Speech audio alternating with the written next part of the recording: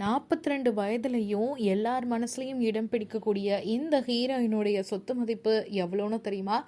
மௌனம் பேசியதே படத்தின் மூலமா தமிழ் சினிமாவில் ஒரு ஹீரோயினா அறிமுகமான நடிகை தான் த்ரிஷா. முதல் படமே இவங்களுக்கு மிகப்பெரிய வெற்றியை கொடுத்துச்சு. இதை தொடர்ந்து சாமி, லேசா லேசா, கில்லி, திருப்பாச்சி, மங்காத்தான்னு பல சூப்பர் ஹிட் திரைப்படங்களையும் கொடுத்து முன்னணி நடிகையா இப்ப வரையும் புலம் வந்துட்டு இருக்காங்க. சில ஆண்டுகளா விஜய், அஜித் அப்படின்னு எல்லாருடைய கூட்டணியிலையும் நடிச்சுக்கிட்டு இருக்காங்க. 42வது பிறந்த நாளை கொண்டாடி இருக்காங்க.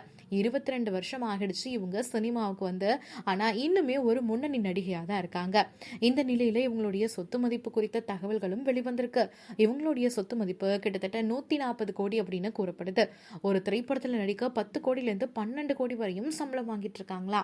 த்ரிஷாவுக்கு சொந்தமா சென்னையிலையும் ஹைதராபாத்லயும் வீடு இருக்கு. அந்த வீட்டோட மதிப்பு 16 கோடி இருக்கும் அப்படின்னு தகவல் வருது. த்ரிஷாவுடைய சொத்து மதிப்பை பத்தி நீங்க என்ன நினைக்கிறீங்க?